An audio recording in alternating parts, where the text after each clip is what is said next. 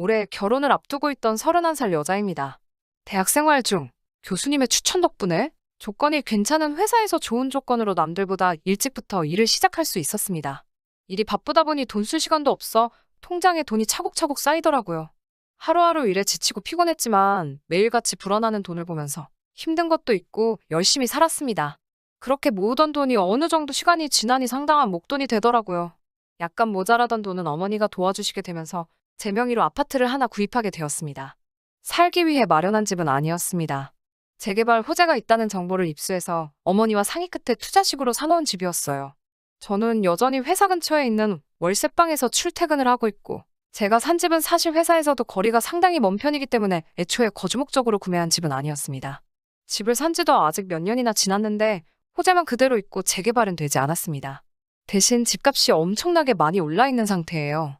제가 샀을 때와 비교해서 벌써 2억 5천이나 상승해버렸습니다. 결혼을 앞두고 있던 남자친구한테는 제가 아파트를 가지고 있다는 사실을 숨겼어요.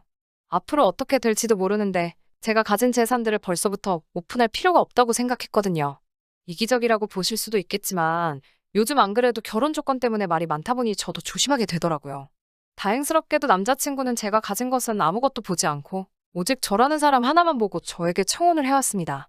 저는 기쁘게 남자친구의 청혼을 받아들였고 남자친구가 결혼 준비를 위해 모아놓은 조건들을 먼저 제게 오픈하고 나서 저도 제가 아파트를 보유하고 있다는 사실을 알려줬습니다. 오히려 남자친구는 제가 제 명의로 아파트를 하나 보유하고 있다는 사실에 부담스러워했어요. 신혼집은 예비시댁에서 해주기로 했는데 그 아파트를 예비신랑의 명의로 해놓는 대신에 제 소유의 아파트도 똑같이 공동명의로 하지 않고 그대로 제 명의로 남겨두기로 했습니다. 제 명의의 아파트는 제 직장에서도 남자친구 직장에서도 거리가 상당히 되는지라 거기서 살면서 출퇴근하기에는 무리가 있었고 재개발을 앞두고 있는 구축 아파트인지라 주차장도 협소해서 두 사람 앞으로 자가용을 한 대씩 사는 것보다 차라리 새 신혼집을 구하는 게 오히려 경제적이겠더라고요. 그렇게 이런저런 조건들을 조율해가며 저도 꽃피는 5월에 신부가 되기만을 기다리고 있었습니다. 남편에게는 누나가 한 명 있습니다. 저한테는 신우가 될 사람이고 남편과는 1살, 저와는 3살이 차이가 납니다. 예비 신우는 저와 남자친구가 연애를 하던 중에 결혼을 하게 되었고 남자친구와 결혼식도 같이 다녀왔었습니다. 그때는 남자친구가 저에게 청혼하기 전이었어요. 예비 신우가 결혼할 때까지는 전혀 모르는 사이였는데 결혼식 이후로 몇 번 만나게 되면서 신우와 자주 시간을 보내게 되었습니다. 성격이 서글서글하고 친근하니 굉장히 좋더라고요. 제가 외동으로 자라서 그런지 언니가 있으면 참 좋았겠다는 생각이 들었는데 시언니이기는 하지만 성격이 잘 맞으니 정말 언니가 새로 하나 생긴 것 같았습니다.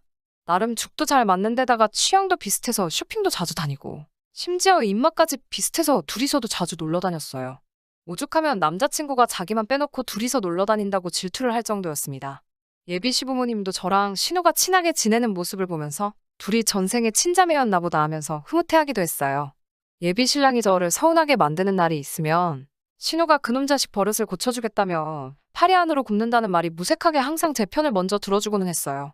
그런데 저와 예비 신랑의 결혼 이야기가 본격적으로 오고 가기 시작하자 신우가 점점 저를 멀리하기 시작했습니다. 그렇게 친하게 지냈는데 이유도 모르고 멀어지니 신경을 쓰지 않을래도 그럴 수가 없더라고요. 그래서 예비 신랑과 데이트를 하고 있는 중에 혹시 신우가 나에게 서운한 게 있는 건지 알고 있는 것이 없냐고 물어봤어요. 예비 신랑은 무덤덤하게 누나가 우리 결혼식 비용 문제로 조금 불만이 있는 것 같다고 말을 하더라고요. 말인즉슨 시댁 측은 3억을 들여 신축 아파트를 해오는데 저는 혼수만 해온다는 게 마음에 들지 않는다는 것이었어요. 저는 어이가 없었죠. 비록 제 명의로 유지하기는 하지만 제가 가지고 있는 아파트만 해도 5억을 호가하고 있는 상황인데 제가 혼수만 가지고 맨몸으로 시집 오는 거라 생각하고 있다고 하니까요. 예비 신랑은 자기가 이미 알아서 다 설명했다고 하더라고요. 아파트 가져오는 걸로 우리 신혼집 2개는 살 수 있을 정도다. 오히려 우리가 너무 모자라게 가져가는 것이나 마찬가지다라고 설명을 했다고 합니다. 예비 신랑의 설명을 듣고 마음이 놓이긴 했는데 계속 의아했던 부분은 예비 신랑의 설명 정도면 충분히 오해가 풀린 상황인데도 예비 신우가 아직도 저를 의도적으로 피하고 있다는 느낌을 지울 수가 없었다는 부분이었어요. 이렇게 어색하게 있을 바에야 제가 직접 오해를 푸는 게 좋겠다는 생각이 들어서 예비 신우에게 연락을 했습니다. 뭐가 그렇게 꽁에 있는지 이전에 저에게 살갑게 굴던 모습은 온데간데 없이 시큰둥한 목소리로 전화를 받더라고요. 한 번 만나자고 말해도 요즘 바빠서 시간이 통 없다는 식으로 저를 만나기를 거절하는 예비 신우를 어르고 달래서 만나기로 했습니다. 저를 앞에다 두고서도 없는 사람인 마냥 시선도 한 번 안 주고 말도 한마디 걸지 않은 채 핸드폰만 보고 있더라고요. 답답한 마음에 제가 오해 풀고 싶어서 먼저 만나자고 했다는 사실을 밝히고 앞뒤 다 자르고 단도직입적으로 신혼집과 제 아파트와 관련된 이야기를 제대로 다시 한번 설명해줬어요. 신우는 그건 이미 들어서 다 알고 있다고 말하면서 아직도 모르겠냐고 아파트를 제 명의로 남겨두는 게 문제라고 하면서 그제서야 저와 대화를 시작했어요. 이미 양가 부모님을 대동한 자리에서 서로 합의하에 결정한 일인데 그게 어떻게 문제가 되느냐고 따져 물었지요. 이미 제 거인 아파트를 제가 그대로 가지고 있는 게 문제라고 하면서 그러면 우리 집은 3억을 들여서 결혼을 준비하고 있는데 저는 5천만 가지고 오는 거나 마찬가지 아니냐면서 너무 도둑놈 신보가 아니냐고 하더라고요. 제가 알기로는 예비신우 시집갔을 때도 남편 쪽에서 전셋집을 해오고 예비신우도 결혼식 비용이나 그런 걸 제외하고 혼수로 3천을 해간 걸로 알고 있었거든요. 그래서 언니와 제가 뭐가 달라서 그게 도둑놈 신보가 될 수 있냐고 말하니 예비신우가 잘 좀 생각해보라면서 말하는데 참 어이가 없었습니다. 자기가 집안의 첫째이고 똑같은 자식인데 자기는 3천밖에 지원받지 못했고 둘째인 예비신랑은 자기가 지원받은 금액의 10배를 지원받는 상황이지 않느냐고요. 똑같은 자식이니 결혼할 때 지원받는 것도 똑같아야 하지 않냐면서 제가 남편과 결혼해서 살게 될 신혼집을 공동명의로 만들고 제가 보유하고 있는 아파트는 1억 5천을 깎아서 자기한테 넘기라고 제안을 해왔습니다. 그러면 자기도 시세보다 1억 5천을 싸게 아파트를 구하게 되는 거니 예비신랑과 결혼자금을 똑같이 지원받은 거나 다름없어지는 거와 마찬가지라면서요. 제가 그렇게만 해주면 자기도 더 이상 이 결혼에 대해서 아무 말도 꺼내지 않겠다는 말을 해왔습니다. 자기한테 1억 5천을 싸게 팔아도 제가 아파트를 구매했을 때보다 비싼 값에 사가는 거나 마찬가지니 결과적으로는 저한테도 이득이지 않냐는 말도 안 되는 계산법을 쓰면서 저를 설득하려고 했어요. 저는 외동이니까 자기가 지금 느끼고 있는 불공평함을 저는 절대 이해하지 못할 거라는 말을 하면서요. 저도 같은 여자지만 예비신우의 말도 안 되는 억지를 계속 들어줄 수는 없었어요.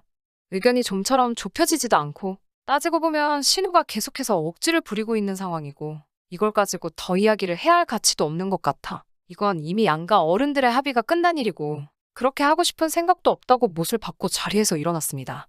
신우와 헤어지고 나서 예비신랑하고 통화를 해서 이 사실을 전부 다 말해줬어요. 예비신랑도 도대체 신우가 무슨 생각을 가지고 있는지 이해를 못하겠다고 하더라고요. 본인이 잘 말해볼 테니 너무 걱정하지 말라는 말 한마디 듣고 전화를 끝냈습니다. 그날 저녁에 예비 시어머니한테서 전화가 왔어요. 무슨 일로 전화를 하셨나 싶어 전화를 받았는데 대뜸 저한테 신혼집 공동명의로 하고 제 명의 아파트를 신우에게 넘기기로 했다면서? 하고 물어보시더라고요. 예비 신랑이 말을 했는지 안 했는지는 모르지만 예비 시어머니는 이미 예비 신우가 저한테 꺼낸 말도 안 되는 조건에 제가 그렇게 하기로 했다는 식으로 말을 했는가 봐요. 뭔가 오해가 있으신 것 같다고. 저는 신우 제안에 그렇게 하겠다고 한 적도 없고 앞으로도 그렇게 할 생각도 없다고 말씀드렸어요. 예비 시어머니는 실망스럽다는 말투로 그러냐? 하고 대답하셨어요. 잠깐 조용히 계시다가 그러지 말고 그냥 아파트를 신우에게 넘기라고 이번엔 시어머니가 나서서 저를 회유하려 드시더군요.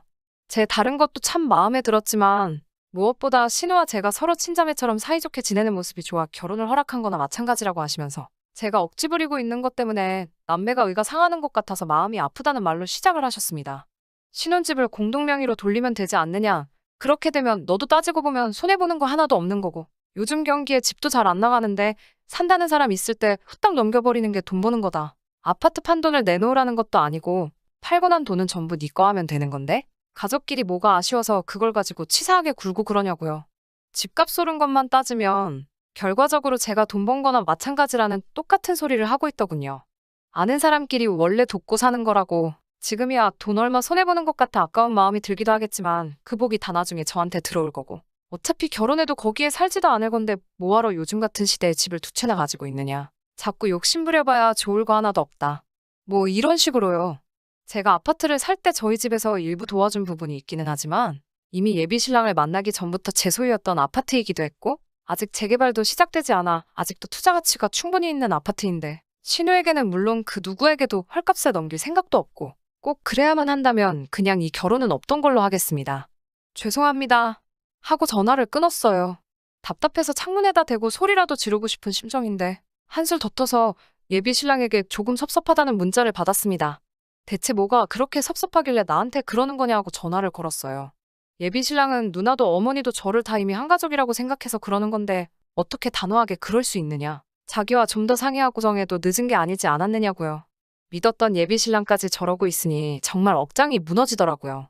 어머니도 저를 너무 계산적인 사람이라고 하고 신우까지 가세해서 그런 사람인 줄 몰랐는데 완전 사람 잘못 봤다고 하고 있으니 자기가 나서서 해결하려고 해도 어쩔 도리가 없다고 합니다.